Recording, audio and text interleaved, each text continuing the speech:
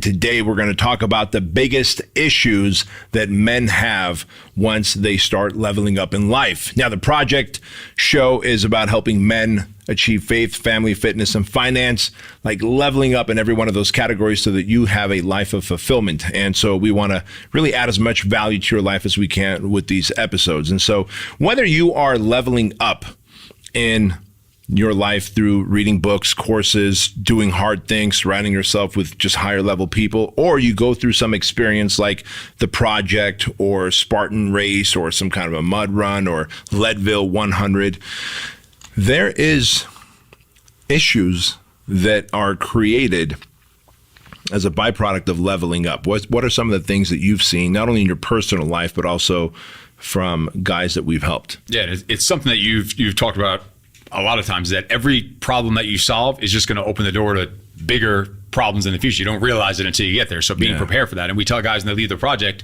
you're going to leave here and other problems you're going to solve. You just solved a shitload of problems here, but all that did is create a whole bunch of new problems. And the main one, I think, that we tell people is take your people along for the ride with you. They're not, because they're going back now. They have this, we tell them, high standards of expectation, tremendous attention to detail, driven to dominate life. They go out in the world, and even with the people close to them in their circle, don't know this new level, this 2.0 version of them. They know the slouch ass motherfucker that was watching porn and sitting on the couch all day.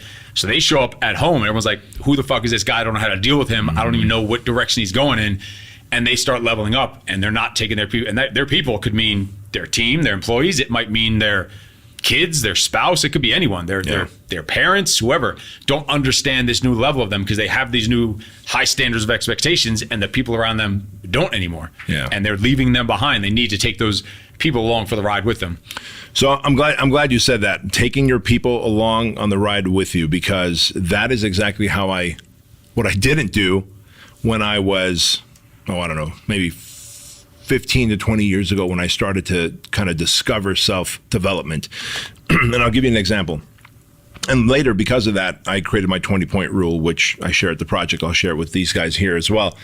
First of all, the 20-point rule is this. We've all heard of the IQ, like the average American IQ, they say, is 100 points. And so if that's the average American IQ, great. Not anymore. There's no way it's still 100. It's got to be lower. Single fucking digits. Yeah.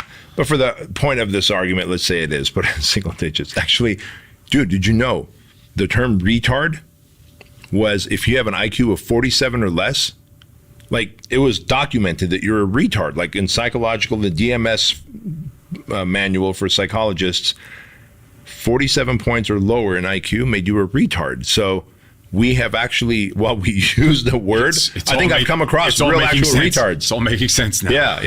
Yeah, that explains why I was in that special ed class back in the elementary schools. But in all seriousness, man, there's the 100-point on average IQ that people have. But now we've all heard of EQ, the emotional quotient. And let's say, for the sake of this argument, the average American, the average person has 100 points of EQ as well, average. Well, we've also discovered at the Project, you need IQ, intelligence quotient, you need EQ, emotional quotient, how much emotional resiliency you can show when you are tired, exhausted, frustrated. Well, there's also AQ, adversity quotient. And adversity quotient is how much hardship you can deal in life and not fall apart. And so let's say IQ, EQ, and AQ. All of them, average American, for the sake of argument, is at 100 points. What I found as I left high school, started my job as a personal trainer, working at Disneyland as well, working as a bouncer at that gay bar for a while, what I found is as I delved into personal development books and courses and surrounded myself with my personal training clients who were financially well off, my IQ might have gone up, but my EQ and AQ especially went up. And I found that the more I would hang out with my old friends, the less I had in common with them. I wouldn't see them for a period of time, 6 months, 5 months, whatever. Then we'd hang out again. I'm like, damn, we're hanging out on a Thursday. I'm looking forward to a Monday coming up because now I'm starting my own personal training business. They're looking forward to Friday, and they're like griping about Monday because Monday they have to go back to that slave labor, whereas I get to go and live my dreams. And I realized that once there's this 20-point gap between you and your friend, you and your spouse, you and your business partner, you and anyone else, your people, once there's a 20-point gap, like you're 20 points smarter, more intelligent, have higher emotional quotient, have higher adversity quotient, they're fucked. You guys might as well be humans and aliens. Like, you won't understand each other. And that's what happened to me, is I failed to introduce my friends back in the day to personal development, self-development, self-mastery. And soon they kind of just floated off. Like, there was less and less contact with me. They literally just stopped contacting me. And I was like, well, I can take a hint. And quite honestly, the last few times we hung out, I kind of didn't feel like we got anything out of that relationship anymore. And looking back, man, I realized that I had elevated 20 points or more. And above that 20-point mark, man, that person you can't even connect with anymore. And we see that at the project, because in those 75 hours, these dudes elevate so much so quickly in their personal standards, their purpose, their desire to have a new mission to dominate. They'll go home, and if they don't take their families on that ride, like, they start having some turbulence and friction in their life, don't they? Same thing at work. And I forget the book, and whatever the companies that owns that, one of the email services, you used to talk about the book, that they found out the most common denominator of businesses that fail within like a certain amount of years were the CEOs. Conquering the Chaos. Yeah, is the book. Yeah. The CEOs that were leveling up and not taking their team along, not creating future leaders, not taking the team along for the ride with them. And they looked at their team, and they're like, what's wrong with these people? It's because they weren't bringing them along for the ride. And that was the number one determining factor that he said was for businesses to go out of business, was that single factor right there. Yeah, you're which right. Is nuts. Yeah, Clayton Mask, who owns Infusionsoft, he wrote the book Conquering the Chaos. And, this is a story worth telling. When you own a platform like Infusionsoft, and you can see the back office or the behind the scenes of every business who uses Infusionsoft, where you go, well, that's a pet store, that's a pet store, that's a pet store. They're all in metropolitan cities. That pet store and that pet store is thriving. This one's not. And he's, a programmer, so he's curious about humans. And he's like, calls them. He's like, why are you not thriving? Like, what's going on? And they start making excuses of, man, I just have employees that are just like coming through like a turnstile. Then I have to fire them, get new ones. They don't know what they're doing, so I have to fire them, etc. And then he reaches out to two successful ones, very similar business, similar areas. Why are you guys so successful? Well, I discovered personal development, and the more money I make, the more I want to personally develop, and I've taken my team on for the ride. And what he actually came up with the statistics, for every 300% growth in a business, so a business that goes from $0 to $300,000, and then from $300,000, let's say, to about $900,000, every 300% level of growth, if the leader is doing self-development work and also bringing their team along with them, that team will stay and continue to be able to run that business at that higher, more complex level. If the leader is doing the personal development work but is not bringing their team along with them on that personal development journey, they're going to have a turnstile in terms of employment, and therefore the business goes up, up, up, and then down, down, down, up, up, up, down, down, down. And while we see that in business, the same thing applies to regular people in normal life, right? We see it in the I get the phone call all the time that Tuesday morning after the project from one of the recent graduates. I went back to work, and the person next to me, they're fucking talking while they're chewing their food. Their desk is a mess. Their garbage is overflowing.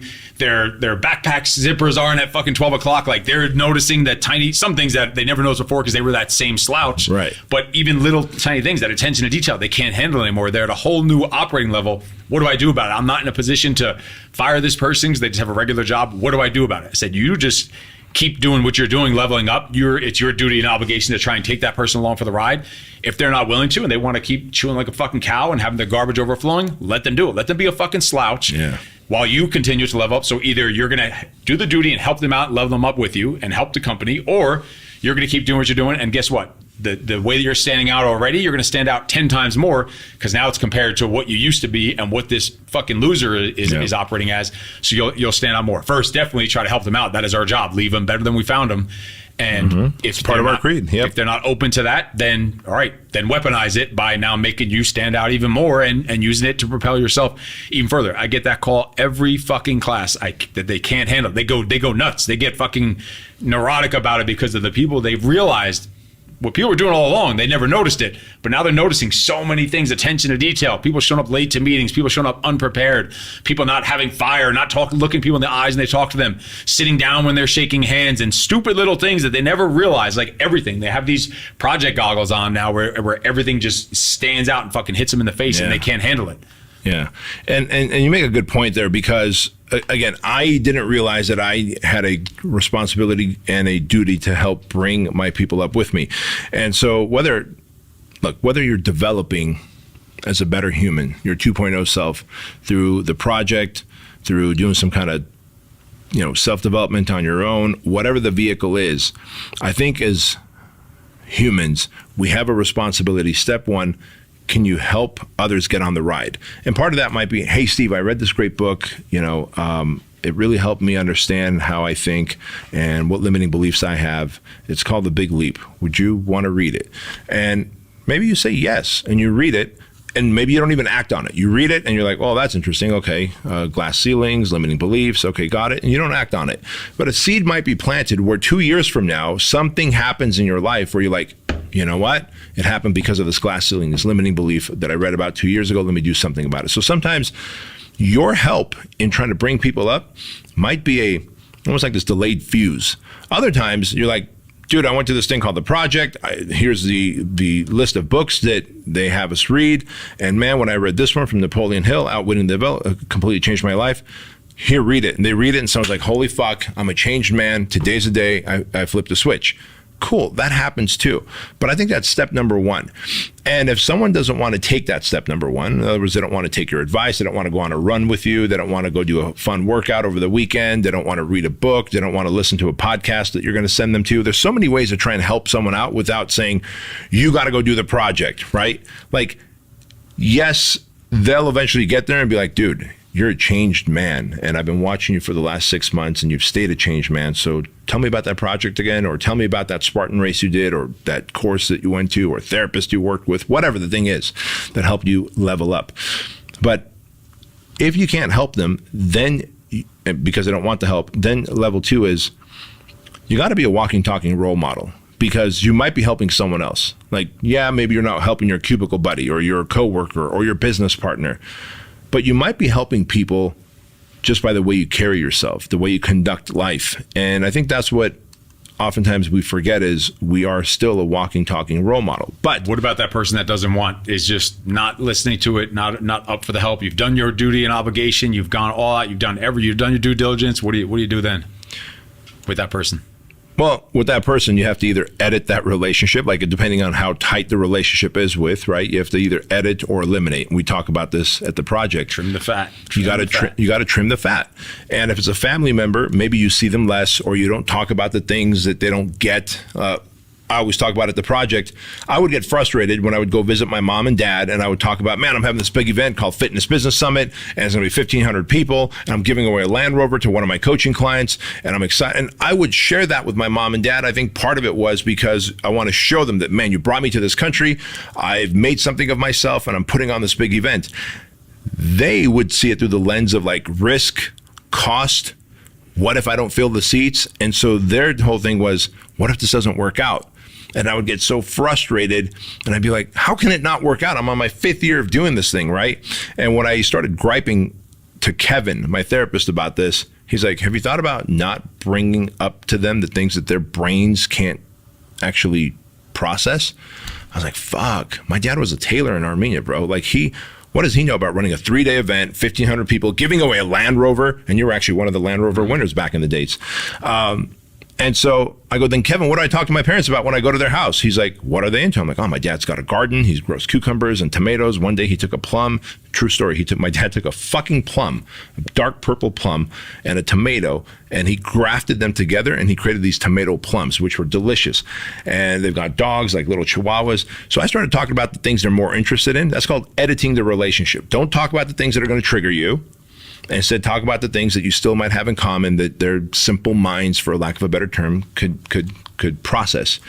And then the eliminating of trimming the fat, well, you have to realize, like, all right, if we're not family, we're not coworkers, or we are coworkers, but you don't jive with me, you're still vaping, you're still coming to work drunk or whatever, I got to fire you. Like, we are no longer congruent. I used to live that life. Now I don't. Like, I tried helping you, all the due diligence, nothing worked. We're out. And I think the reason people don't do that is we feel some level of guilt, some level of, man, we've been friends for so long. I have a barrier of entry. Whenever, like, we met some other homeschooling parents, and they want the kids to get together. So the first thing is always, the invitation is always, all right, come on over, we'll get a workout together.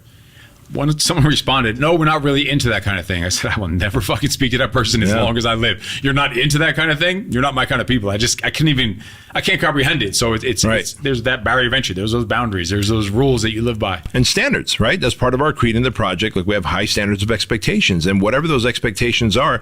And look, that dude might be like, well, I play chess, and not to say you don't play chess, but maybe you don't. I don't know. But you're like, hey, chess ain't my thing. He's like, cool.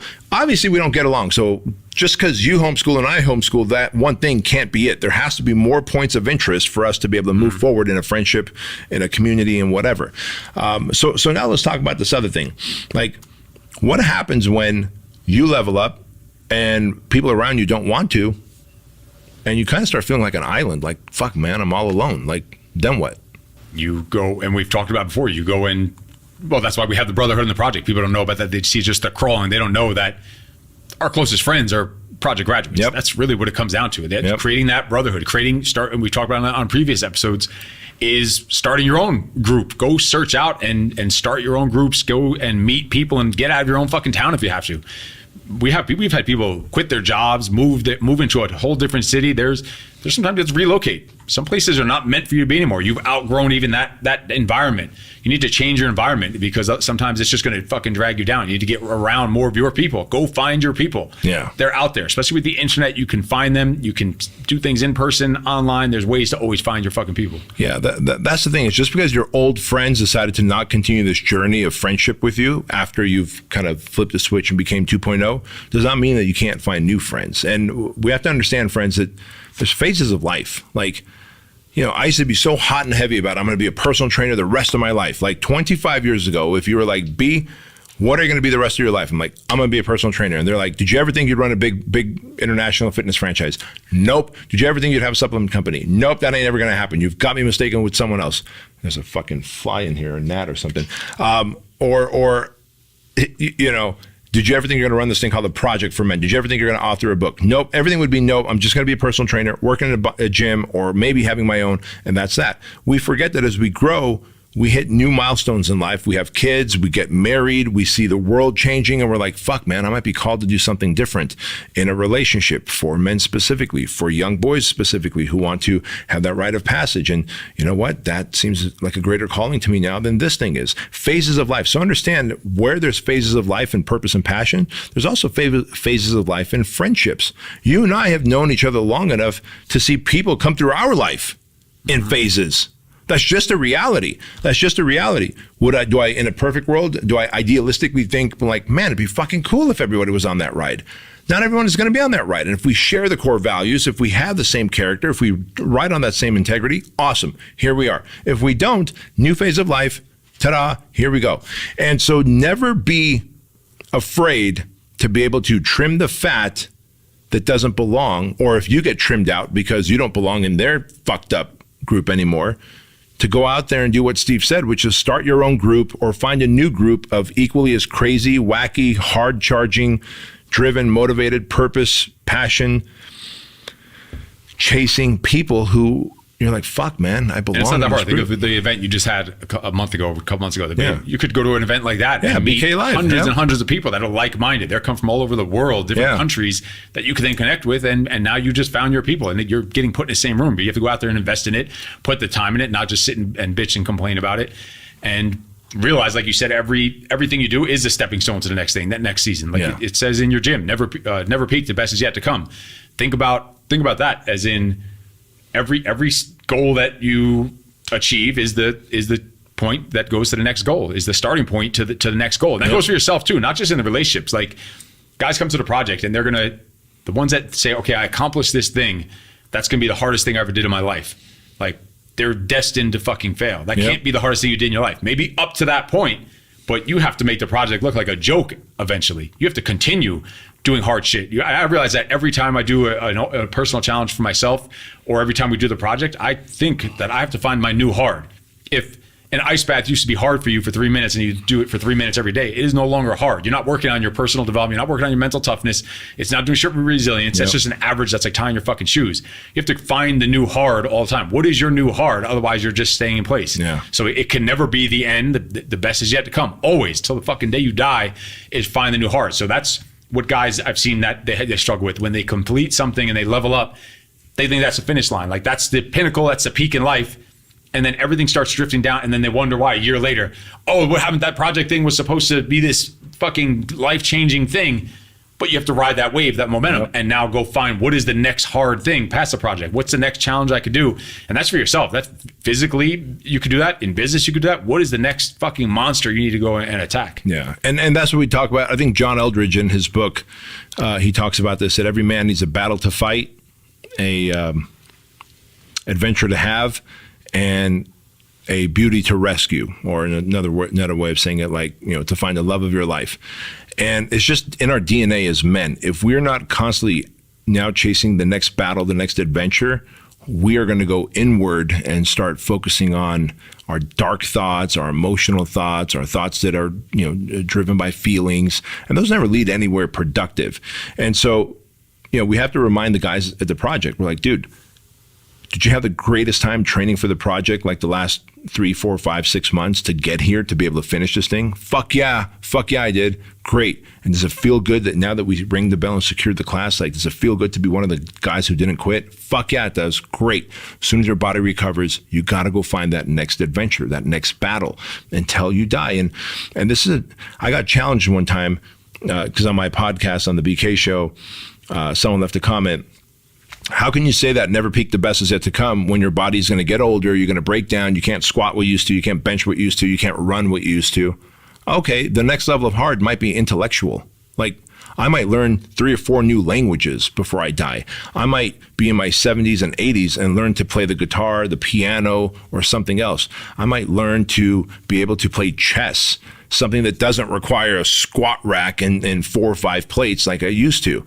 That doesn't mean that hard has to be physical, but you have to keep challenging yourself because every man still needs that adventure and that battle to fight.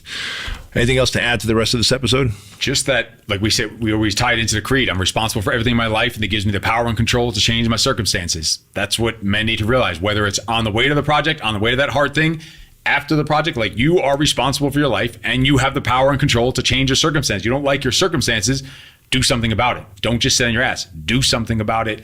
Go and move. Go to show up to the event. Go meet the new people. Go make the introduction. Start the group.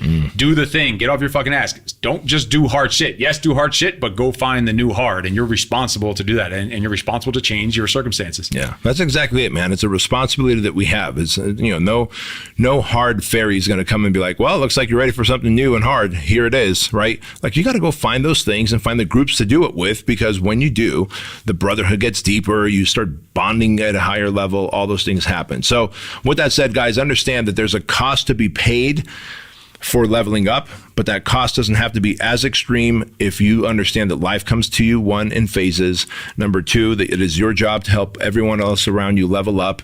Number 3, if they don't want to level up, then it is your job to still be a role model, because you don't know who's watching from the outside and motivated and inspired by the way you've changed your life and flipped a switch. So